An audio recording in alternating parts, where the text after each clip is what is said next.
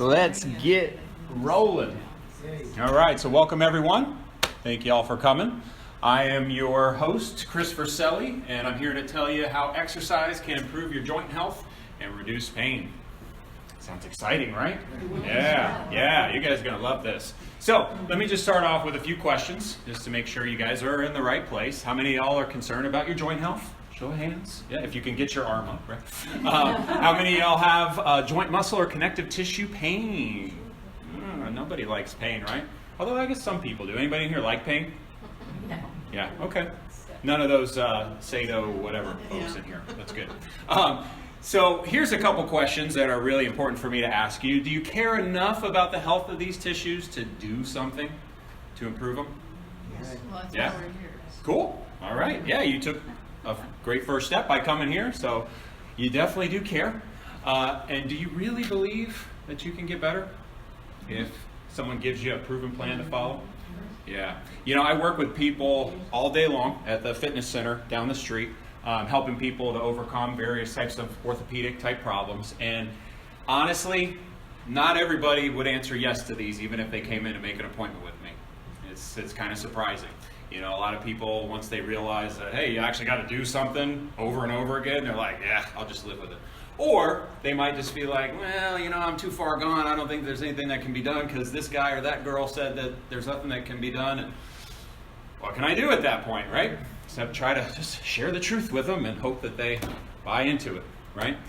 So it's good that you guys all raised your hand and said yes. So everything I talk about today will help you a lot. So let me just share a little bit about my own story, my own journey. When I was 15 years old, hey there. We've all been waiting for you. I know, so. I can tell. Oh, you're taking the picture. Okay, I'm doing the picture. Okay, cool. Yeah, awesome. So we actually have been waiting for you. So when I was 15 years old, I was living my life like most teenagers were living their life at that age. You know, I was going to school, trying to get good grades, trying to impress girls, and trying to have a little fun along the way. And on December 1st, 1997, after I had many lumps starting to form around my neck and armpits for several weeks, my mom took me to an oncologist in St. Petersburg, and they diagnosed me with leukemia. And that day, my life completely changed. The very next day, I went into the hospital, and I began a 26-month chemotherapy program that almost killed me. And I love nurses, by the way. So, and about 10 months into that process, my body was just an absolute wreck. I mean, I literally couldn't walk more than a couple blocks without almost passing out. I was 80 pounds heavier than I am right now. I'm one of the few people that actually gained weight on chemotherapy. You guys ever met somebody who's gained weight on chemotherapy? I was already overweight to begin with, and food was kind of my crutch, my comfort, and they put me on appetite stimulants. And when I wasn't in the hospital getting chemotherapy drugs, I was at home just pigging out, trying to pass the time and trying to make myself emotionally feel better. So, my arms were this big. I got stretch marks on both sides from the 40 pounds that I put on in about 4 months at the beginning of treatment. And at that point, this was in October 1998, when I had a real wake-up call. I said, I got to do something, or else my body, my health, my life is just going to continue to slip down the tubes. So literally overnight, I made the decision that I was going to do something about it. The next day, I went into my dad's room, grabbed his dumbbells, started moving them around any way that I knew how. And 2 weeks later, joined a gym. A couple weeks later, started getting on a nutrition plan. And within 22 months, I had lost 80 pounds of body fat, put on about 40 pounds of muscle, had a six-pack, beat the cancer, and could physically do basically anything I wanted. So I was pretty happy at that point. And I'm still very happy that happened that way, right? Praise the Lord. It wasn't my time to go. And as time went on, I realized that something that I really wanted to do was to help other people achieve breakthroughs in their health as well. So it only made sense for me to go into this field professionally. And so the foray into this field was as a personal trainer, and I was so blessed, so lucky to meet a man who is the area's leading rehabilitative exercise specialist. You guys know what rehabilitative exercise is? It's exercise for people that have different musculoskeletal problems that are trying to rehab or recover from those things. Well, this guy was an absolute genius, still is a genius, still one of my mentors today. He was 10 years older than me, had a master's degree in the field, worked with tons and tons of people, and he made me pass this really difficult exam to even qualify to work for him, which thankfully I did. And I began to work for him, and because of the type of education that I had, I was very well suited for working with people that had these different joint and muscle issues. So I got all the people that nobody else wanted. I got the people with the chronic back pain, chronic shoulder pain, the bad arthritis everywhere, the person that had just had surgery and completed their physical therapy. And I came to realize after working with those people for several months that I needed something additional in my toolbox in order to be able to help them actually overcome those problems and not just work around them. I was exposed to a very cutting edge type of therapy called muscle activation techniques in 2005. And myself and this mentor of mine both leapt into that full force and have been doing it ever since. Pretty cool what's happened since then. I've worked with over 600 people, had well over 10,000 hours of clinical experience, gone through years where I had waiting lists that were double digits long, even in the summertime. I mean, it's crazy. One time I had a 26-person waiting list in August, right? When does that happen in Florida, right? But it's because people were really getting better, and they were telling other people about it, right? And so since then, I've had a lot of really cool accolades. I've taught a lot of different seminars, a lot of different places. I've even taught classes at the Florida College of Natural Health and been their keynote speaker at their graduation ceremony. This is me teaching a class on muscle health. In 2012, that was one of my larger groups. About 50, 60 people showed up to that one, about all the room that could hold. I've been on the radio a couple times on WSRQ. You guys ever heard of a show called Health Check? Heidi Godman, she's the author of the editor of the Harvard Health Letter. She was the host of that show. She had me on a couple times. That was really fun. I was also a regular columnist for Totally Tennis magazine and Play Sarasota magazine for about 5 years before the magazine had to fold because of the lack of advertising. This is me on a show called Health Matters with a gal named Jen Hollowell. You guys ever watch NBC News Primetime? She's one of their anchors now. She was on Grade 38 at that point. That was 2014. Been on SNN twice. My first TV appearance was when I was 17 years old. I was on a trip with a local nonprofit organization. Not really a trip to me, but a trip to everybody else. They took people from the Midwest and around Florida to Siesta Key, and they had us do these different, cool beach things, to kind of make us feel normal for a week. And SNN came out and interviewed myself and another person on what it was like to have cancer. That was my first time on TV, and then I was on again in 2015 on a weekly show called Thriving on the Suncoast, which is like a 30-minute show where you talk about your expertise with the host. Been in the East County Observer several times, Bradenton Herald once, and then my coolest media accolade up until a week and a half ago was a feature story that they did on me on ABC7 where they showed me working with one of my professional athlete clients who was playing for the Pittsburgh Pirates. So I say all this just to let you know that other people than myself think I know what I'm talking about. So you should trust me because I'm going to tell you good stuff that's going to lead you in the right direction. So that's enough about me. Okay, we got that out of the way. All right, so what are we going to talk about today? Well, we're going to talk about the two components of pain and how they affect how much pain you feel. You guys know there's two different sides to pain, right? It's not just a physical side. We'll talk about that in a minute. We're going to talk about the 6 ways exercise helps improve joint health and reduce pain. That's why y'all are here. And we're going to talk about 5 main types of exercise and why each one is important. Okay? And really cool, we're going to talk about stuff you can do starting right now, to help improve your joint health, reduce pain, and even slow down aging. Were any of you guys at my seminar last month where I talked about the anti-aging effects of exercise? Weren't here yet. No? It was awesome. I mean, it's really amazing what exercise can do from an anti-aging perspective. Not the focus of today, but just an extra thing that's worth throwing in. So the majority of people that have pain have it in their musculoskeletal system. How many of you guys ever heard that word, musculoskeletal? Right? It's not a very well used term, so I'm going to break it down for you and tell you what parts of your body fall into this category. Okay? Bones, joints, and cartilage. Okay? Bones, joints, and cartilage. Cartilage is on the ends of the bones, right? Muscles and tendons, okay, that's in there too. Ligaments is in there too. Discs are in there too. Bursas, which if you guys don't know what bursas are, that's what gets inflamed when you have bursitis.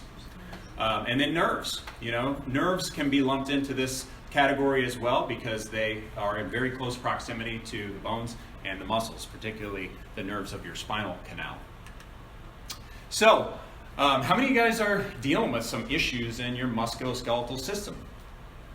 Right? I mean, you want to prevent some issues in your musculoskeletal system, right?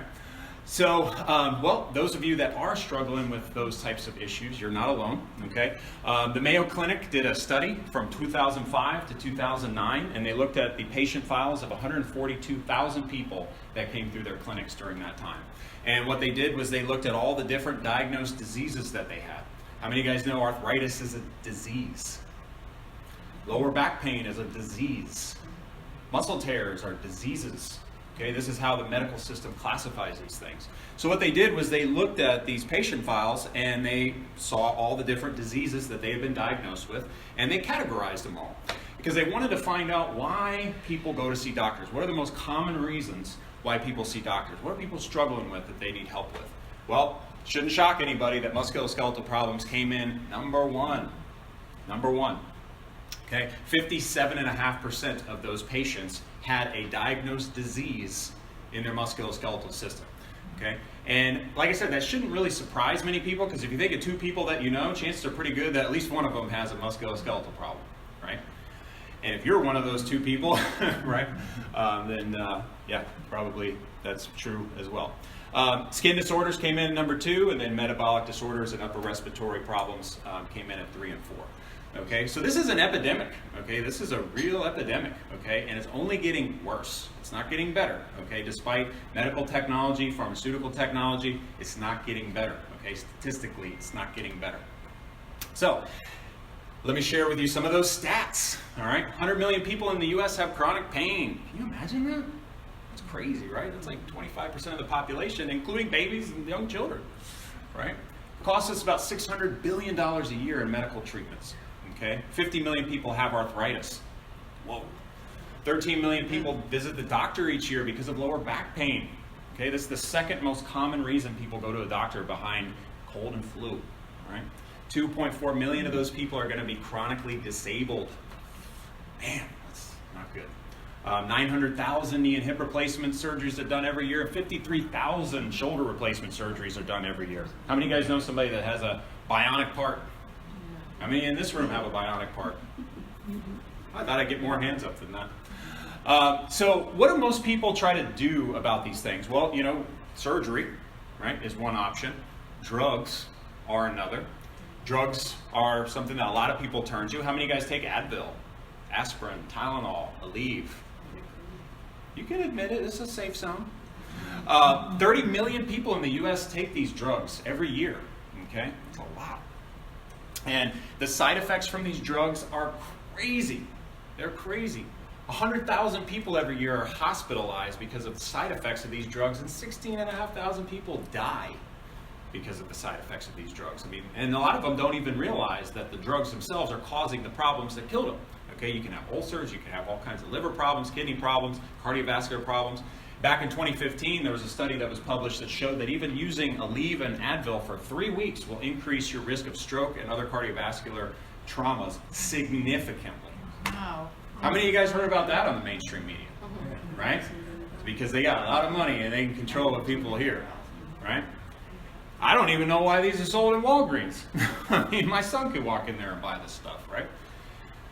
But the take home is that people need a new solution. They need something different, something better, something natural, something safe, right? Because surgeries, drugs, all that stuff just ain't working too well. So in order to understand why natural remedies like exercise work so well, first we need to understand pain, okay? Most people have no idea what pain is. How many of you guys know pain is all in your head? I'm going to explain that here in a second, all right?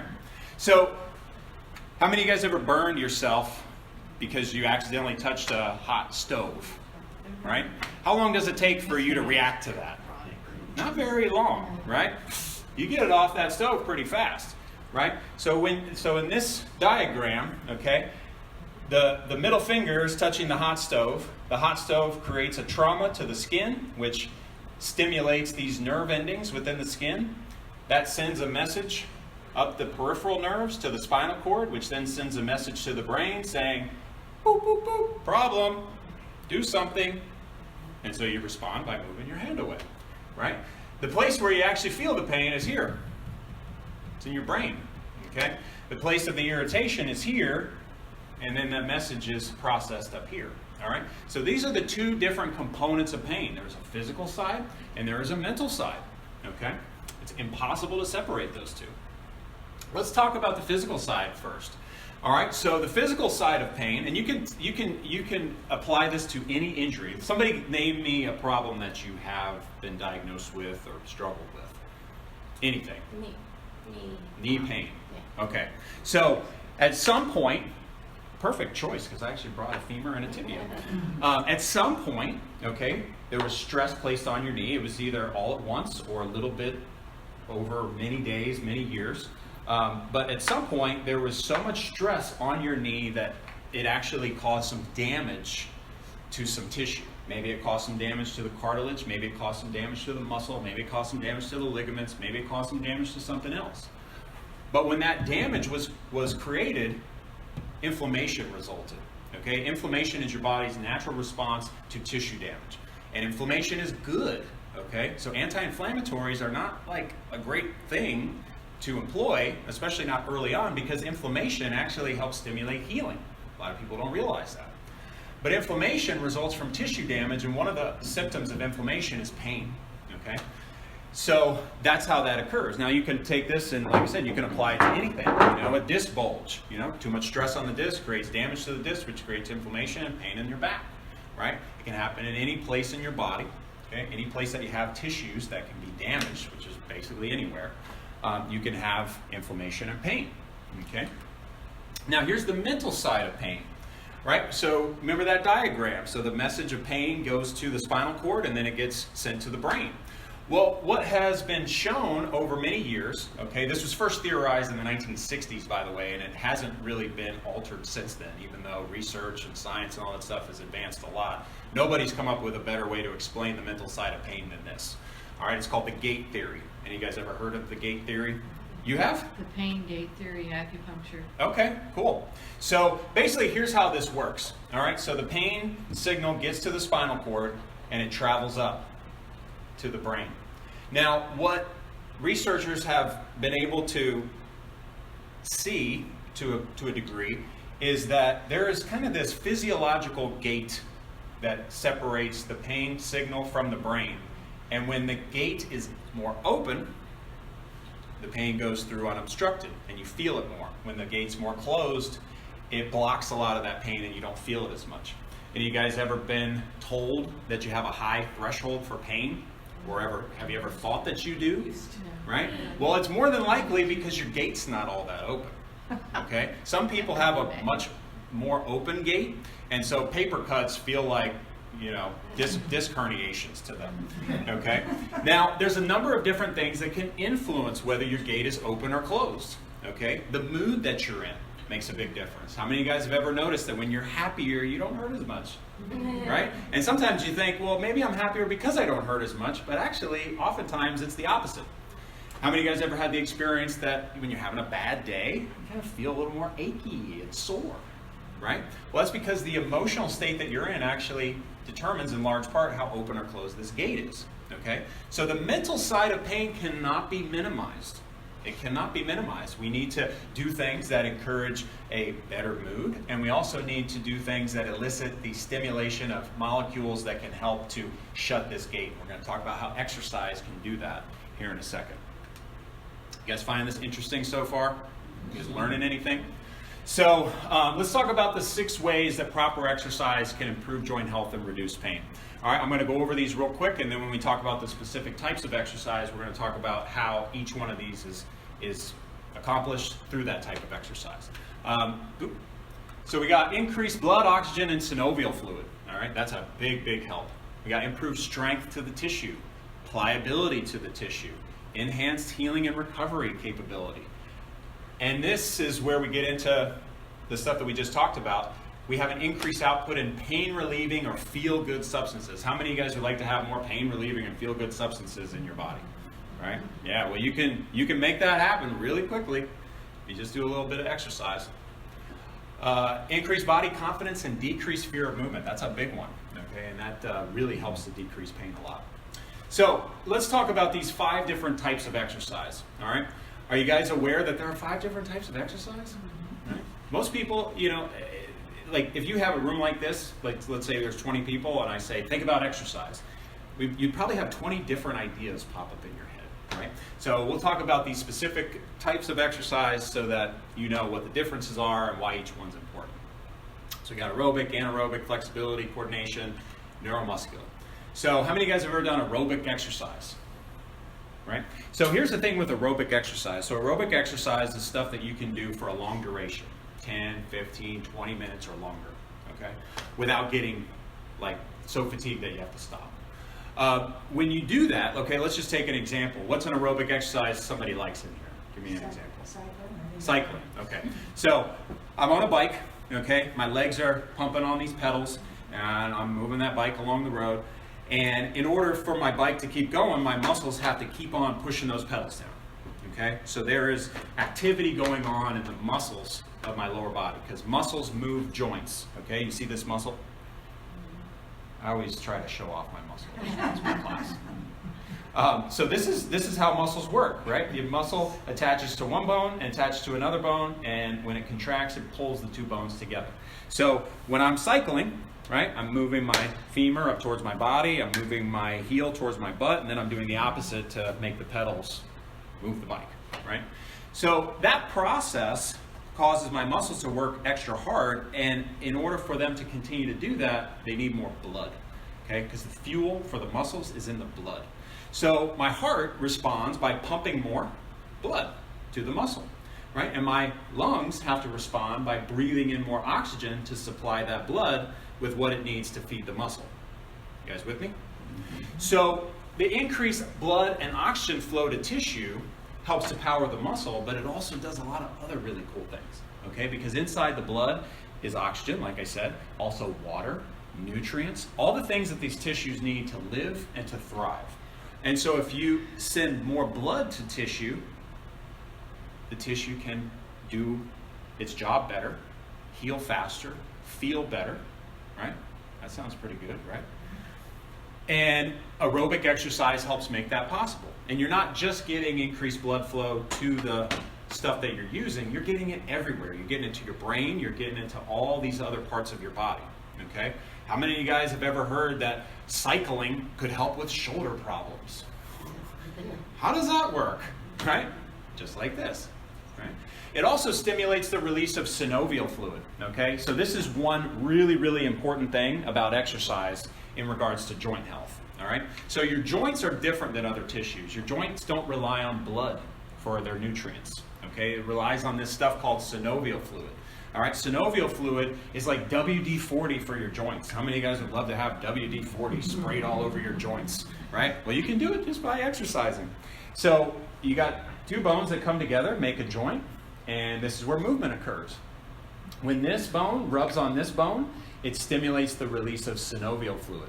Synovial fluid contains all that good stuff, kind of the same type of stuff that blood has in large part. It has nutrients, it has water, it has a lot of things that can help make this tissue healthier. And if you get a whole bunch of synovial fluid released into your joint's like, it's like dry grass on a rainy day. It's just sucking it up and loving every second of it, okay? That helps to preserve the lifespan of your joints, and it helps to make movements less stiff, right? Everybody put your fingers together like this. Push as hard as you can, one finger into the other. Now try to move them. That's not too easy, is it? Why? Friction. Friction does that, okay? Now if you put olive oil on your fingers and try to do the same thing, you can push super hard and you can still slide them back and forth with no problem, right? Because the friction is eliminated by the lubricant. This is why we need oil in our engine, right? Well, the oil for the joint is the synovial fluid. All right, you guys are all going to remember synovial fluid at the end of today. This is one of the most important concepts that I can teach you, all right? So synovial fluid, like how many of you guys have ever had Synvisc? Anybody? Do you know what that is? The injection that they put into your knee and stuff, right? You have? Well, Synvisc, okay, so you got this pharmaceutical company that comes up with this idea to make a synthetic version of this and sell it to people. Why are you going to do that when you could just move and release your own synovial fluid and pay nothing for it? I don't get it. It's big business gone awry. So we all need to really try as much as we can to release synovial fluid because A, we need less friction, okay, so we can move easier and be less stiff, and B, we need all that good stuff that's in there to help keep our joints healthy. Right? Where does the fluid come from? It comes from the joint capsule. Okay. So inside the joint, so imagine that you have ligaments and muscles and all kinds of soft tissue surrounding this.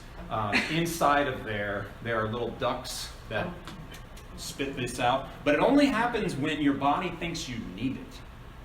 And if you're not moving, why should it give you lubricant? Right? That's like putting extra oil in an engine on a car that you never drive. You know, it doesn't make sense, right? Your body only responds to the need.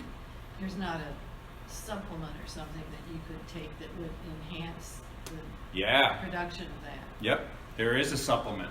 Yep, and it's free. And it's available everywhere.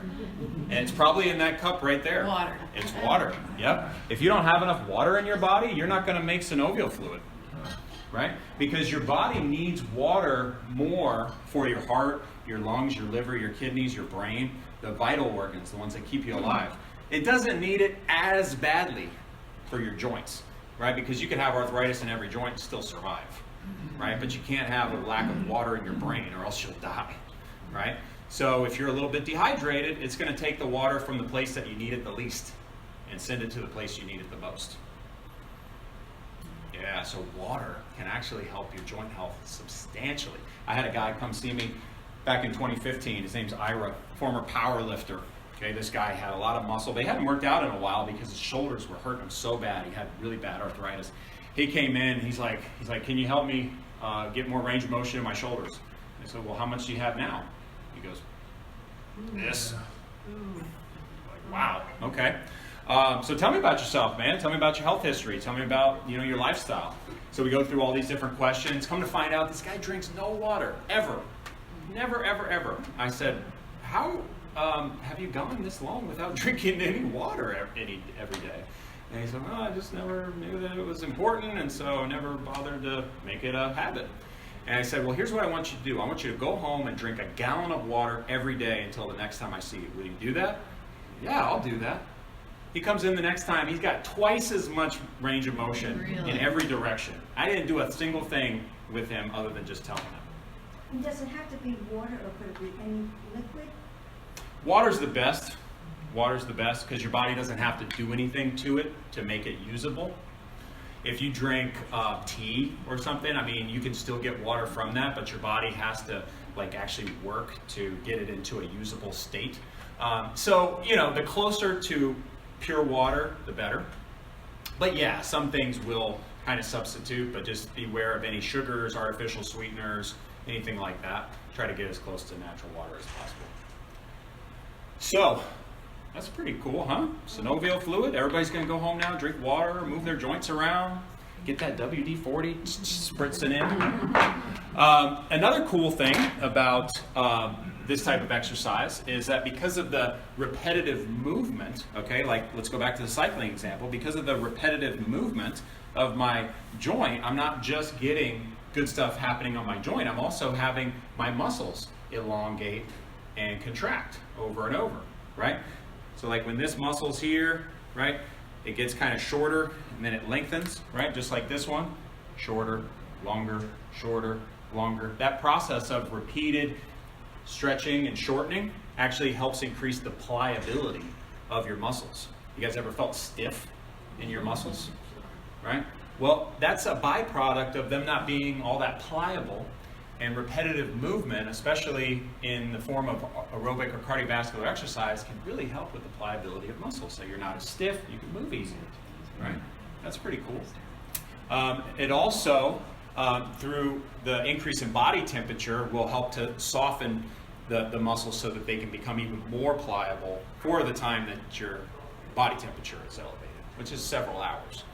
So that's pretty cool, right? You can get an immediate effect that lasts for a while, right? And it's a lot safer than drugs and all of that. And you get a bunch of other benefits too.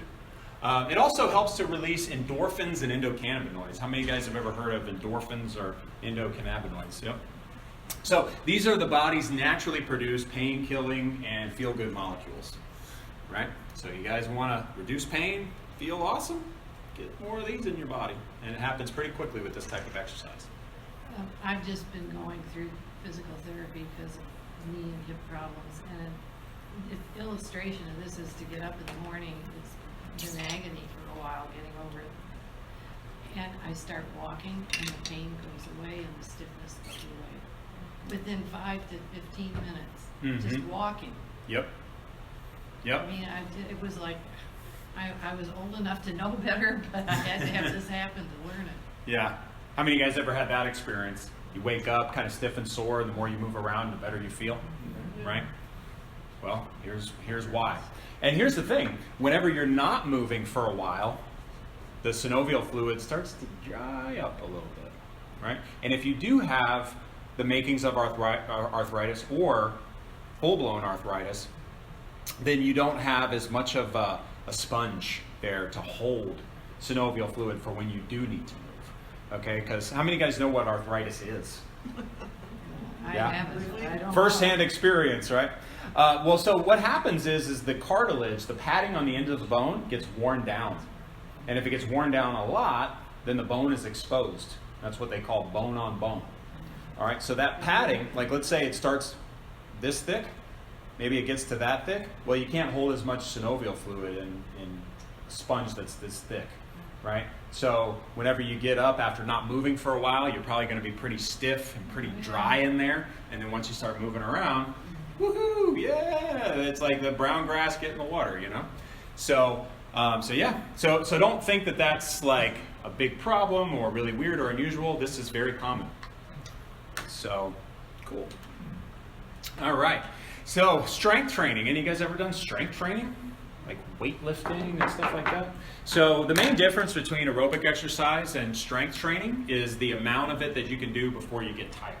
Okay, so if I grab some dumbbells and I start pushing them, you know, maybe I could do this, you know, if the weight is modest, maybe I could do this for like a minute, maybe a minute and a half before my shoulders are like, oh, I need a break, right? So that's the main difference, okay, between the two types of exercise. And strength training is really awesome because it helps to build the strength of the tissue, right? So remember, I showed you this, how increased tissue stress creates tissue damage. Well, the thing that determines how much stress a tissue can take before it gets damaged is its what? Strength, right? How many of you guys would like to live in a house made of paper mache? That's not a good idea, right? Because it's not very strong, right? You know, 20-mile-an-hour wind comes through and, you know, it's too much stress and it causes damage to your house, right? This is why we need hurricane-force windows on our house in Florida, right? Because we need to be able to handle all that stress without it breaking. Well, every tissue in your body has a certain amount of strength. And if the stress on the tissue exceeds that strength, woo, bad things happen. So when you do strength training, you build up the strength, you become more invincible. Who would like to be more invincible, right? You can. It also helps the body to learn how to repair damaged tissue. You know, when I do weight training, okay, and I'm doing it at a modest intensity, I'm actually creating these little tiny bits of trauma within the muscle. Okay, it's kind of similar to getting a vaccination. Okay, you get a vaccination and you get a tiny amount of the virus in your body, and your body responds by producing the immune system cells that it needs to fight the full-blown virus if you ever were to get it. Right? Well, if you do weight training, you create a tiny, tiny bit of damage to the tissue, and then your body goes in and repairs it and makes it better able to handle stress in the future. Okay? So what you're doing through that process is you're training your body to heal itself. How many of you guys would like your body to heal itself better? Right? So that means that if you do get injured, you're more likely to recover faster. Right? Because your body's already learned how to do this over time. It also stimulates the release of synovial fluid. Any amount of repetitive movement will stimulate the release of synovial fluid. So really any kind of exercise will do that. Also helps to reduce stiffness. Okay, the more you contract your muscles, the more you use them, the more you heat them up, the more blood that goes there, the more loose they are, the less stiff they are. It also... Question on when you do weight training, I've heard that you shouldn't do it with the same muscle groups 2 days in a row, that you should let your body heal those muscles, and then you can do it again. Yeah. Is that true? Uh-huh. Yeah, it all depends on like the level of intensity of the exercise that you did. I mean, if I lifted this bone 50 times, that's not going to create much of a micro trauma there. If I was lifting, 50-pound weights in each hand, that's going to create a lot more. So I'm going to need more recovery time from the more strenuous exercise. So you kind of have to gauge it by that. But your level of soreness can give you some indications.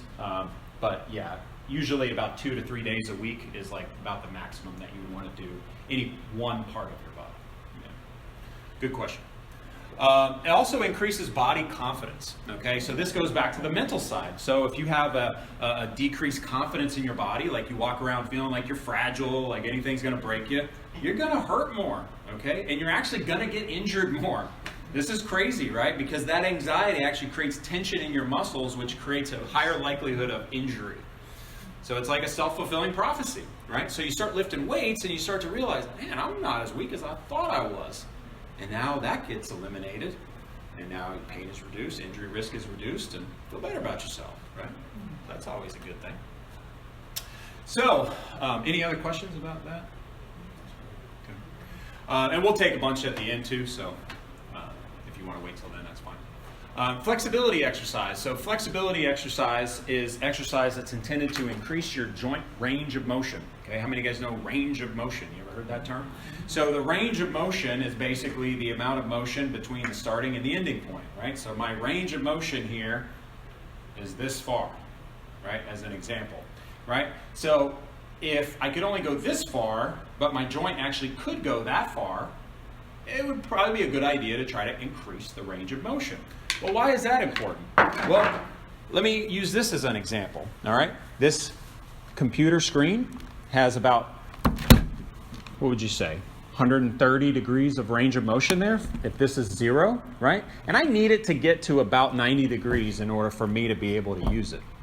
If it lost half of its range of motion, what would I have to do in order to compensate for its limit? Who's going to get beat up in this equation? Not the computer, me, right? And this is the way it is in the body. Just happened there. This is the way it is in the body, is that every movement that we do requires usually multiple parts of our body at once. And if we don't have proper range of motion to one area, then our body is going to use another area to try to compensate. See me trying to compensate right now. All right, there we go. So like, for instance, if my shoulder only went to here and I needed to get stuff off a high shelf 5 times a day, what would I do? Probably use my back a little bit, right? Because I got my hand up there, right? We do these things subconsciously, and they can lead to things breaking down and hurting, right? So we want to improve joint range of motion so that we eliminate those compensation patterns, and also helps increase synovial fluid and increase the pliability of tissue. So that's good stuff. How many of you guys ever done balance exercise? So balance exercise can be very useful for the prevention of injury as well as the recovery from injury. Mostly in terms of prevention, because it'll help decrease your fall risk. Okay, how many of you guys know somebody that's fallen and hurt themselves? Right? Yeah. It's no good. Also helps to improve your body control, so that you can kind of like move yourself where you're supposed to go and not like be klutzy and bump into things and hurt yourself that way. It also helps to improve your proprioception. Okay, your proprioception is basically your body's ability to keep itself where it needs to be at all times. Okay, so like for instance, your shoulder, all right, it needs to be aligned a certain way all the time. Okay, if it was misaligned in some way, that can create more stress on the joint. And your body wouldn't know that it needs to adjust that if the proprioception wasn't so great. So that type of exercise can really help with that. Neuromuscular exercise, this is the kind of exercise that I help people with myself and I teach other people how to do. This stuff is amazing, okay? Absolutely amazing. How many of you guys ever had the experience in the doctor's office where they hit your knee with that rubber mallet? right? And your leg flailed out. Well, the reason why that happened is because a nerve inside the muscle kind of stretched a little bit whenever they hit your tendon with that mallet, and that sent a message to your spinal cord, which then sent a message back to your muscle that said to do that. Now, this is how our muscles work all the time, okay? Gravity's pulling on me, my muscles sensing that they're pulling on me creates a message that goes to, the nerves sense that and tell the muscles to pull against it to hold me up, and that's how I stay upright. All right, there's certain muscles in the body that sometimes don't function as well as they should from that perspective. And addressing that issue can make a huge difference. It can decrease your localized inflammation. Sometimes people feel better immediately after that. Increase your joint range of motion, make your tissue stronger, reduce compensation, make you heal faster. So this is really, really important stuff, and I got a whole book right here that talks about it, and I will give those away as gifts to anyone that has a birthday this month. Anybody have a birthday this month? All right, you do? All right. Oh, you were just joking? Okay. Well then, September or November? September, I have one. Okay, awesome. All right, we got two. What, September? October. Oh, you're October. Okay, cool. Well, he won. So, and whoever's September birthday is closer to today will get the other one. And then I've got some other free gifts here for you too. November? Okay. Cool. Oh, November, right. So, cool. So the question after all of that is probably like, how much do I need? Like, how do I do this? How do I put it all together, right? Well, here's what the Center for Disease Control recommends, okay? Number one, people should move more, sit less, right? And we just talked about several reasons why just moving more can be beneficial, right? The more you move, the more synovial fluid gets released. The more your muscles stretch and contract, the more blood flow goes to your tissue, right? When you sit, when you're not moving, I know it's kind of ironic that I'm having you guys all sit while I'm telling you not to sit, but you'll be standing and walking soon enough. But when you sit, just nothing's going on, you know? No synovial fluid, no extra blood flow, no improvement to muscle, none of that. So as far as aerobic activity, okay, they recommend that you do 150 to 300 minutes of that a week if it's at the moderate intensity level. Okay, so meaning that if you were to rate the strenuousness of the exercise on a scale of 1 to 10, 10 being super hard, 1 being super easy, it needs to be about a 5 or 6 or so. And you need to do about 150 to 300 minutes a week of that, minimum. Okay.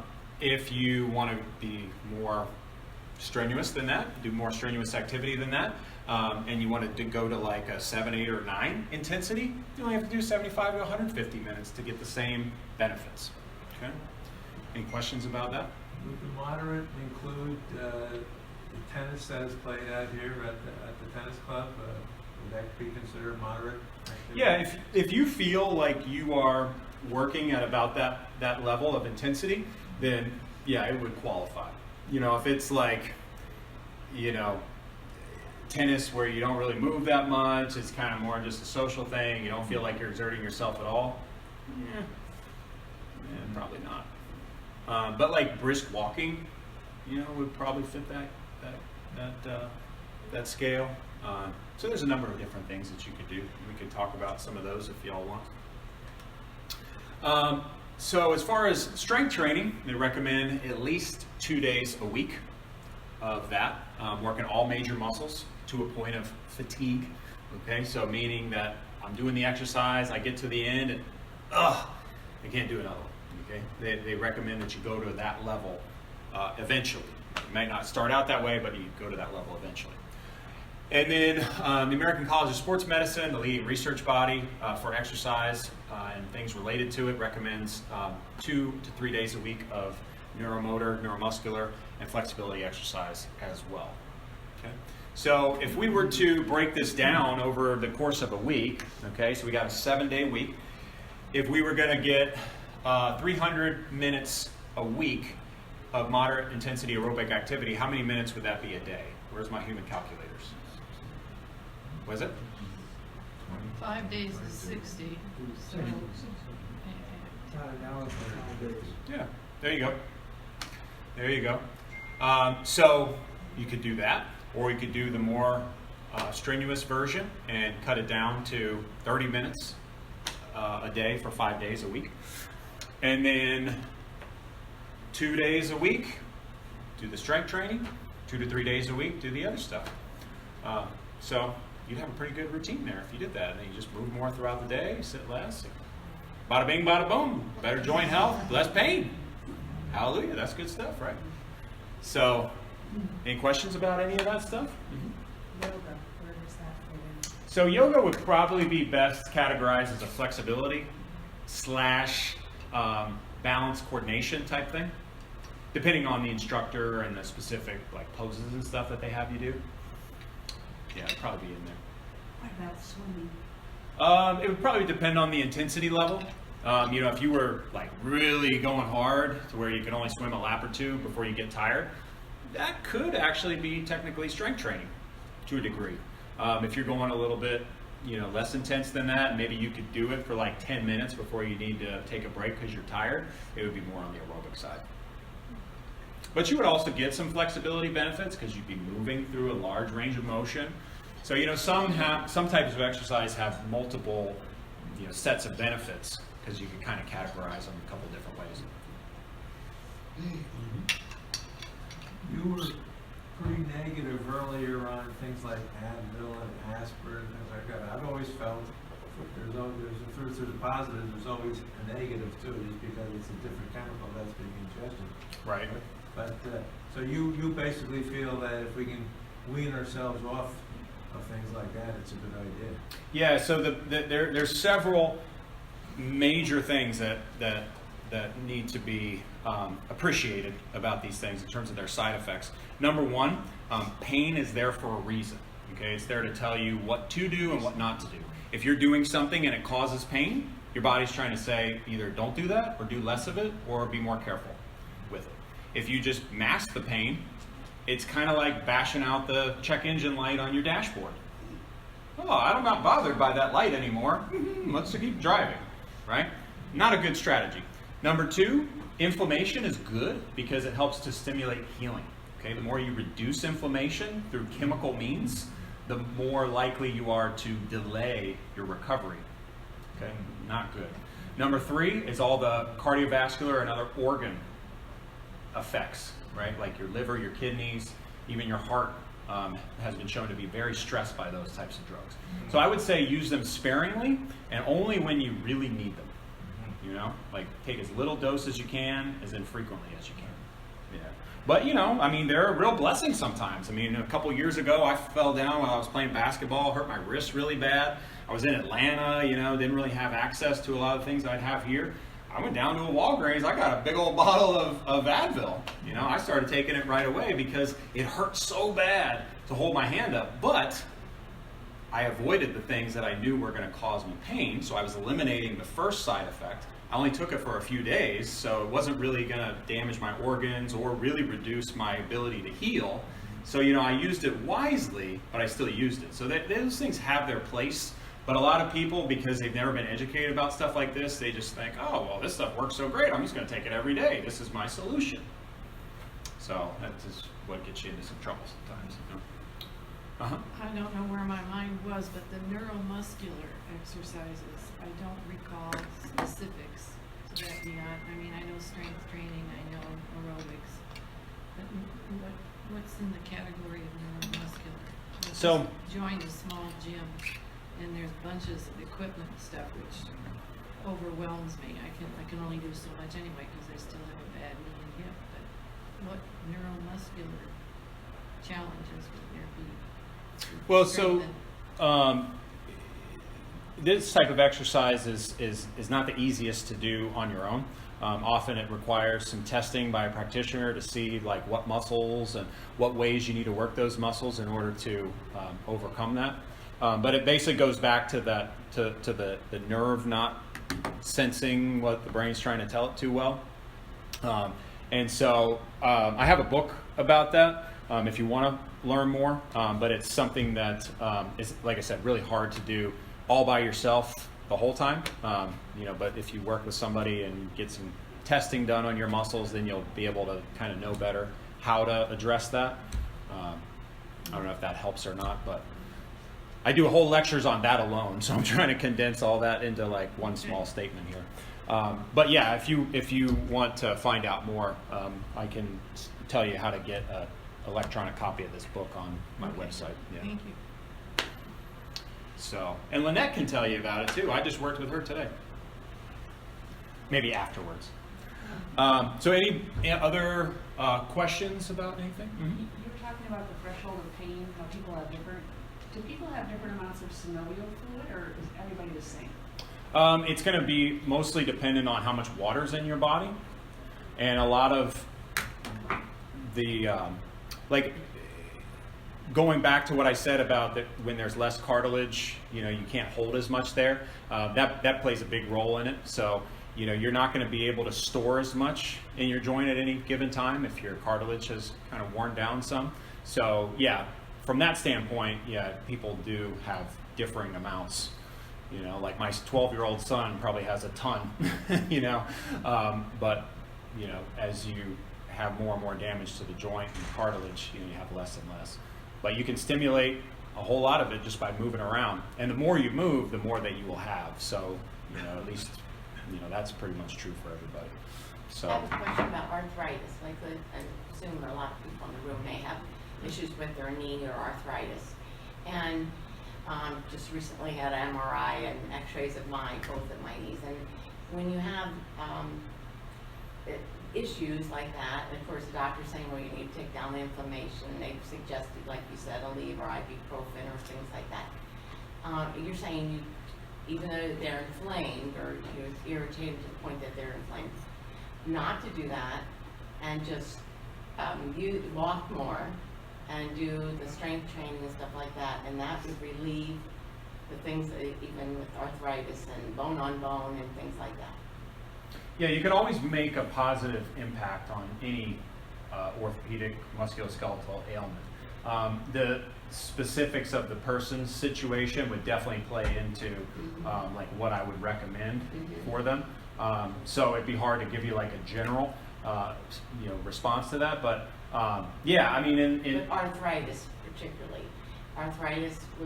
they'll be able to not mask it, but get around it by doing the training, the exercising, walking, everything else, even though you're pre-arthritic, and that would help. Mm-hmm. Yeah, it makes a big difference. Yeah, and like I said, there's a place for those anti-inflammatories, but yeah, they're way overused, way over prescribed. It's something you're taking constantly, which is right. why I'm getting, feel like my injury looks like I'm beaten to death because of all the ibuprofen and things like that. So. Yeah, and there's really good natural anti-inflammatories too that work differently than the chemical ones, and those are ones that I recommend people take regularly because it just helps your body deal with the inflammation, respond to it better, rather than just mask it. Yeah. You guys ever heard of CBD, for instance? I carry CBD at the office. I recommend it to almost everybody. Very powerful. In what form? Tincture or balms. Balm, I just bought a jar of it. Did you? Yeah, it's amazing stuff. People are loving it. Turmeric is another really good one. Curcumin? Yeah, that's the active ingredient in there. Yeah. So there's several. Water makes a big difference. Yeah. There's a number of things. Yeah. And so I want to give you guys all an opportunity to take some of my free stuff. First thing I want to let you know of is that everybody in here can have a free consultation with me if you want to talk about anything that's going on with you personally and what you need to do about it. I'll pass these around. If you want to have that, just go ahead and check off that top box and give me your contact information. If you want to receive my newsletters, you can check that off as well. And please, everybody, please fill out those 2 questions too. That really is helpful for me to get that information from you. Okay. If you've deteriorated to where you are bone on bone, can that be reversed at all? To a degree. You can definitely repair and regenerate. Yeah. I mean, it definitely doesn't happen as quickly as most people want it to happen. And I will tell you that most people will probably give up on the process because of that reason. But if somebody, you want to just fill out those last two? I love people's opinions. But yeah, if people did enough stuff for long enough, yeah, you could definitely make a big impact in that for sure. Yeah. And, don't let the bone on bone label fool you. Usually, there's only just a small amount of bone that's actually exposed. So it's not like the whole bone is on the whole bone, right? You might only have just one small spot that's totally worn down. Like, you guys ever seen a tire that's on a misaligned axle? You know how it has really nice tread in one part and it's worn down really bad in another part? Well, that's what happens in the joint as well. If you look at a lot of like arthroscopic imagery, you'll see that. In fact, I have an image that is not in this slide presentation, but in one of my other ones, where you can see that there's healthy cartilage all over, but there's this one spot that's really red, really inflamed, and basically worn down to bone. That's more common than we realize. And so if people can just kind of work around that and do the things needed to help regenerate that cartilage, you can be in pretty good shape after a year or so. Is there any way then, I think maybe you just started to answer it, to increase the cartilage or build it up?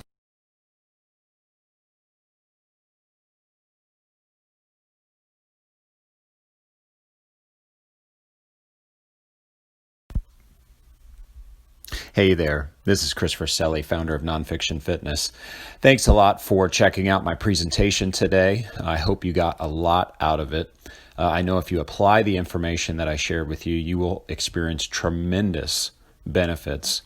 And I just want to extend to you the same opportunity that I gave to the people that came to my live class. And that is that if you would like to sit down with me for a 1-hour consultation and discuss what you're experiencing in your musculoskeletal system and whether these various types of exercises can help you, which I know that they can, then I would like to do that for you. I would like to give that to you absolutely free. And if you'd like to discuss hiring me at that point, that would be a possible next step. If you would just like a little bit of advice so that you can apply it yourself, that would be a perfectly fine next step. I just want to help you out and make sure that you're doing the things necessary to improve your health so that you can improve your life and enjoy a good quality of life. Because it's not about the number of years in our life, it's about the amount of life in our years that really matters. So I want to help you get as much life out of your years as you can. And I know good musculoskeletal health is a key to that. And I know exercise, just like I've explained to you today, is a key to that. So you can call me at 941-735-6223 and we can schedule that, or you can email me at chris@nonfictionfitness.com. I look forward to meeting you and look forward to seeing how I can help you. May God bless you, and I'll talk to you soon.